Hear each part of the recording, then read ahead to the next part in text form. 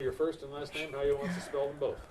All right, it's Ashley Ackernecht, Ashley Ackernecht. Right, and you are 21 now. I am 21 now. All right. How do you pronounce your last name? Ackernecht. Ackernecht. So, we started before, and I'll Right. kind of tailor my questions now to what we'd already started Okay. talking about. But 13 years ago, tell me, how old were you, and how did you first find out about what had happened? Yeah, so at the time I was 8. My 9th birthday was a couple weeks away. I was laying in bed and I just remember waking up and there was a cop and my grandfather in my room, and I remember like a cop shining a flashlight all over the place, and I was like, what's going on? And my grandpa had said that the smoke alarm went off. So they were just checking stuff out. And, I was 8, so I didn't really understand. I was like, whatever, just went back to sleep for a little while. And I still heard stuff, and I woke up again. And I remember my dad was searching through a filing cabinet. And I had asked him where my mom was because she wasn't home. And he said that she stayed late at work because apparently there was like a big boss coming in the next couple days. So, helping out with that or something. So I did not know anything. I did not find out until the afternoon of October 1st, And after school. So you'd gone to school like any Right. other day, Yeah. but at I the went end to of the school that day- morning, normal, I'm not sure, either grandma or my dad brought me to school, and I went to school that day normal, just thinking my mom was at work and I'd see her when I got out of school, and that was not the case.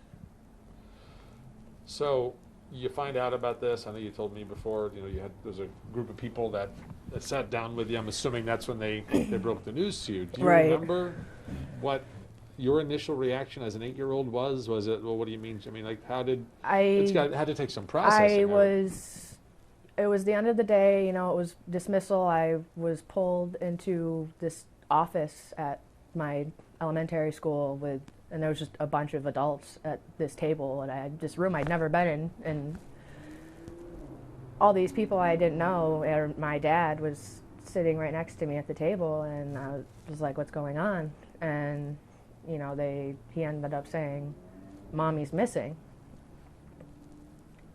And he just started crying. And I knew it was something bad. My dad was crying and Mommy's missing. In my mind, I'm thinking that's bad. Where's my mom? But, in reality, I don't actually, understand, what's going on. And I remember crying. I remember just being confused. That whole experience, I mean, you talk about it, and it seems like you still have really good details. I mean, 13 years goes by, people's memories can fade, they get a little, but it seems like you still remember it like it was yesterday. Am I reading that right? Yeah. I can't imagine it wouldn't still be. I with you, can, yeah. Good, you say you can. I can, it's like I can almost remember every single detail of where every single person was sitting at that table. I remember it was a rectangular table, and my dad was sitting on the end, and my principal was at this end, and I was right here with my teacher, and all these, there was I can't exactly remember the other people that were in there, but there was just all these adults. I had no idea who they were. As the years have gone on, I can talk me through how your feelings have changed, how your thoughts have changed about what may have happened. Like you said, initially it was Mommy's missing. Yeah. Where are you at today? I mean, growing older and developing more thoughts and, being fed thoughts from people and really just trying. Sorry. I'm just gonna silence it. It's okay. You're okay. What did you ask me? So, initially at 8 years old, you're told mommy's missing, and you said, I knew mom's missing. Oh, right. To So, now yeah. 21, are your thoughts mom is still missing? Are your thoughts something else happened? I feel like the thoughts I want to have are that, she's alive and well and she's going to come back.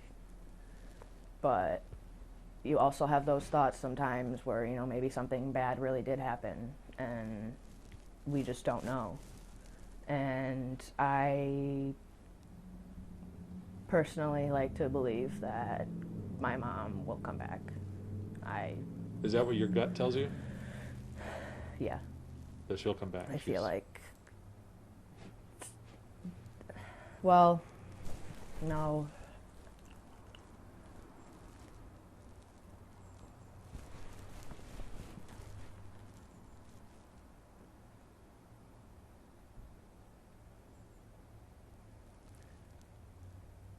Somebody just knows something. You're convinced someone knows something? Yeah. And as much as I say I want, she will come back. You can't, 100% say that. So you want to believe that she's out Right. there and will come home. Right. But I sense you have an inner struggle. It's just been a really long time. So it's hard to, really believe that still. Tell me about your mom. One of the things I like to make sure people get out of these stories is that they get to know the person a little. So, I wish I could. I know you're at 8 years old. Your memories are. You I just wish have I so could many of tell them. you about my mom, Jerry. That's one of the things that really sucks.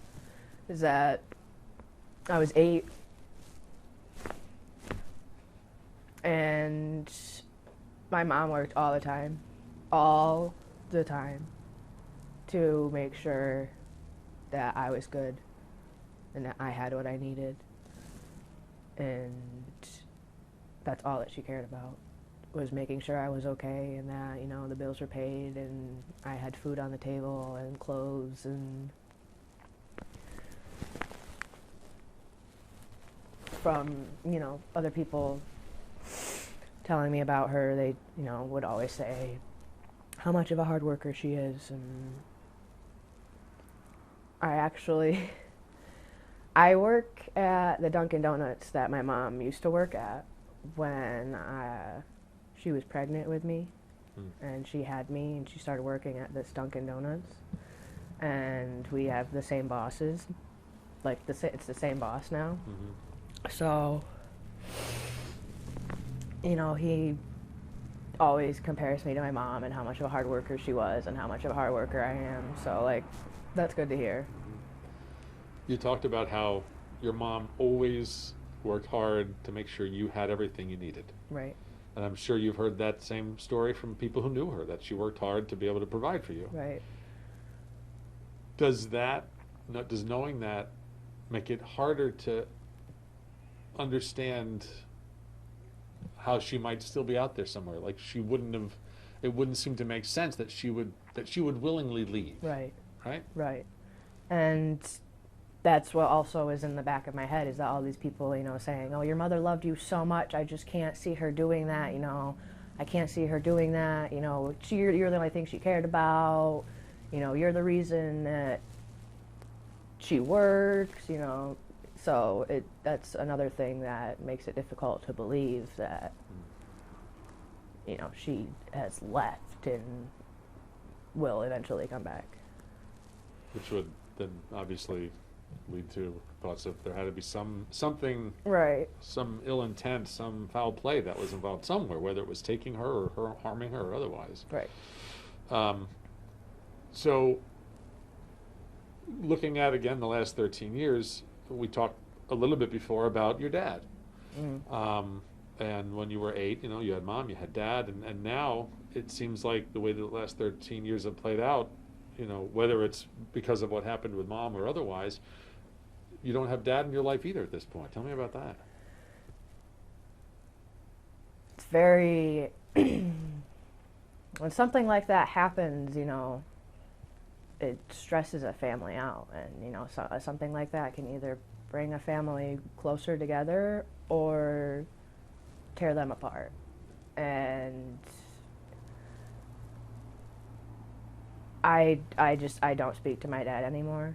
I'm not saying that I, you know, think he has something to do with my mom's disappearance, but that's just from personal, you know, wants. I just would rather not speak to him. Things happened in my childhood, like, you know, like after my mom had disappeared, and he started becoming more, you know, combative and not wanting, you know, my grandparents to take care of me. And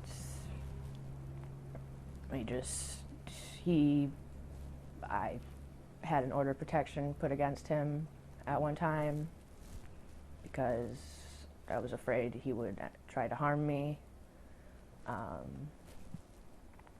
So yeah, it's just not a good situation, really. As we're sitting here, you're saying, you're not saying your dad had something to do with your mom's disappearance. Are you convinced he did not have something to do with her disappearance? I'm convinced that if he did, he didn't do it by himself. So you haven't ruled that possibility out? No. Because, I mean, yeah. the first person everybody blames in something like that is the spouse or, you know, something. And I'm not just trying to be like that. Like, yes, I was home that night. And yes, I know I saw my dad going through those files. But that's all that I do know. I think the next thing people will want to know is, how do you hold it together? I mean, you've been through so much as an 8-year-old, and then the things that have happened in the past 13 years. How are you doing? I mean, you must have other people important to your life, your aunt, other family members who have really helped my support grandma, you. my grandpa, my aunt have been there for me. And very grateful for them. And if it weren't for like my grandma and grandpa, you know, I would have ended up with my dad. So that's not something I would have wanted. And I think really just having that loving, supporting, you know, system, even if it's just one person, you know, or, you know, just having somebody there for you, you know, and they might not understand personally, like, you know, that wasn't their mom, but they're still, you know, my family, they still are affected, like, by my mom's disappearance. Mm-hmm. And when you say your grandparents, you're talking about your mom's I'm talking mom and about dad? my, no. Oh. It is my mom's in-laws. Okay, all right. So, technically not even, you know, related to her. I see. But we all lived in this house. Mm-hmm. So. Are they, and then they're still around? And My grandma is still alive, yeah. okay. My grandpa passed a couple years ago. Okay. Him and my dad never really got along. Mm. And that's due to the fact that my grandpa was basically my dad my entire life. So. No. What, if you had to come up with a scenario for what happened, do you have one in your head? And not a, I hope, I want to believe. I mean, has there been something where, you know, nights going to bed, you sit and you think about it in your head and you're like, gosh, I just have a gut feeling this is what happened? Or is it still just such an open book and you really don't know which way to lean? I don't. Because of that, what's your message to people? You know, we hear from the chief, Right. we hear from everybody that somebody out there always knows something. If this story gets in front of that person who knows something, what plea do you say to them to say, finally, talk about what you know? I don't care if it's good. I don't care if it's bad. Like, I don't care what the outcome of, you know, the information that's given is. I just want information. I just want answers. Like, I just want to know. You know, I'm not necessarily looking for a happy ending anymore, but more just an ending. I think everybody can understand that. I think that's everything. Is that good? Yeah.